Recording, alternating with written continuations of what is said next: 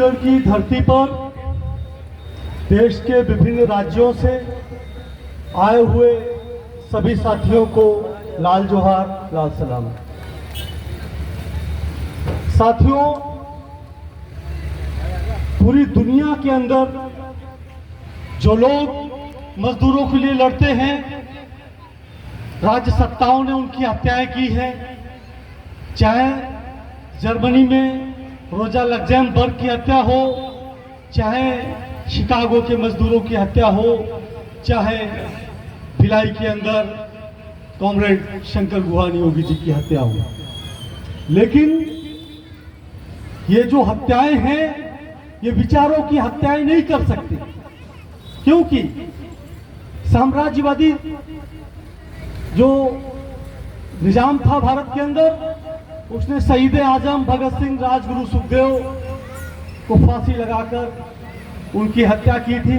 लेकिन उनका विचार आगे बढ़ा।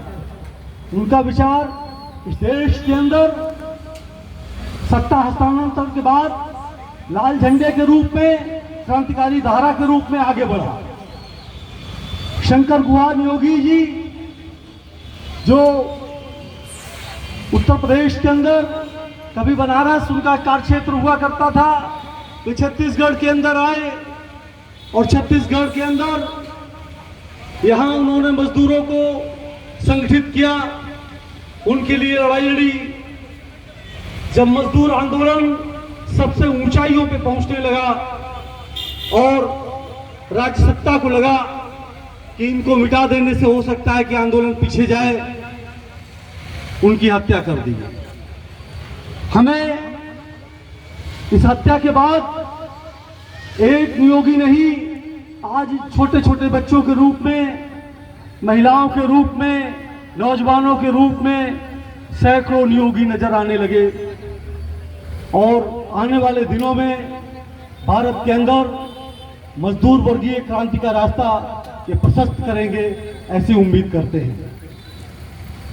साथियों, जिस प्रकार से हम देखते हैं कि पूरी दुनिया के अंदर आदिवासियों की हत्याएं हो रही हैं, अमेरिका के अंदर रेड इंडियंस की हत्या हो रही है, अफ्रीका के अंदर गोरे लोगों के द्वारा काले लोगों की हत्या हो रही है, नीग्रो प्रजाति की हत्या हो रही है, ठीक उसी प्रकार से भारत के अंदर हम देख रहे हैं मध्य प्रदेश, छत्तीसगढ़, ओडिशा, बिहार, झारखंड, कई राज्यों में हम देख रहे हैं मजदूरों की हत्याएं हो रही हैं, आदिवासियों की हत्याएं हो रही हैं। छत्तीसगढ़ के अंदर लगातार सूचनाएं मिलती हैं, खबरें छन छन के दिल्ली तक पहुंचती हैं कि यहाँ फर्जी मुठभेड़ कर दी जाती है, फर्जी मुठभेड़ में यहाँ के आदिवासियों को मार दिया जाता है। हमारी party National Democratic People's Front इस प्रकार की जो भी फर्जी मुठभेड़ होती है, जो भी आदिवासियों की हत्या होती है, हम उसका विरोध करते हैं, उसकी मुखालफत करते हैं। और हमारा मानना है कि जो पुलिस हमारे देश के लोगों की हत्या करती है, वो कम से कम भारतीय पुलिस नहीं हो सकती। जो लोग हमारे देश के आदिवासियों की हत्या करते हैं, वे भारत के संविधान के ऊपर यकीन नहीं करते हैं। इसलिए जो लोग भारत के लोगों की हत्या करते हैं, वे लोग देशद्रोही हैं, देश के गद्दार हैं। और इन देश के गद्दारों को हमें चिन्हित करना होगा, इनको सैंडर्स की तरह चिन्हित करना होगा, और इतिहास के अंदर इनका हश्र वही होगा जो कभी सैंडर्स का हुआ था। इसलिए हम कहना चाहते हैं कि इस देश के लोगों की हत्या करना एक अच्छी बात नहीं है। इस देश के लोगों को उसी प्रकार से इज्जत के साथ जिंदा रहने का अधिकार है जिस प्रकार से दिल्ली में लोग जीवित रहते हैं, दिल्ली में लोग पढ़ते लिखते हैं, दिल्ली में लोग अपने जीवन को जीते हैं, दिल्ली में लोग अपने अधिकारों को पाते हैं। ठीक उसी प्रकार से छत्तीसगढ़, बस्तर और तमाम सारे क्षेत्रों में जो लोग कार्यरत हैं, जो वहाँ के सामाजिक कार्यकर्ता हैं, उनको भी उसी प्रकार से जिंदगी जीने का पूरा अधिकार है। छत्तीसगढ़ की एक सामाजिक कार्यकर्त्री छत्तीसगढ़ का दर्द बता रही थी। वे मुझे कह रही थी कि आप लोग क्या जानो दिल्ली में बैठ के छत्तीसगढ़ के अंदर क्या चल रहा है।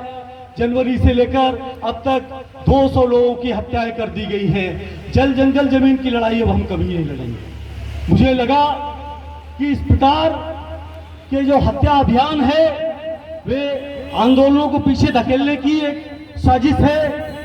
लेकिन जन आंदोलनों को चाहिए कि वे पूरे लोकतांत्रिक ढंग से इस प्रकार के हत्या अभियानों का विरोध करें और लोकतांत्रिक ढंग से अपनी आवाज छत्तीसगढ़ ही नहीं, दिल्ली के अंदर और पूरे देश के अंदर आगे उठाएं। और जो भी समान विचारधारा की ताकतें हैं, जो लाल झंडे की ताकतें हैं, जो हरे झंडे की ताकतें हैं, वे ताकतें उनके साथ अपनी सॉलिडरिटी व्यक्त करती हैं। हम उनके साथ एकजुटता प्रदर्शित करते हैं। हम उनके जीवन के सवाल पर, हम उनके जिंदा रहने के सवाल पर, उनकी बच्चियों के मान सम्मान के सवाल पर, उनकी बच्चियों के साथ होने वाले बलात्कारों के खिलाफ अपनी एकजुटता का प्रदर्शन करते हैं। हमारा मानना है कि कोई भी दमन अभियान जनता को लंबे समय तक नहीं रोक सकता है। आप लंका के अंदर देख लें, लंका के अंदर एलटीटी का दमन हुआ, लेकिन परिणाम क्या हुआ?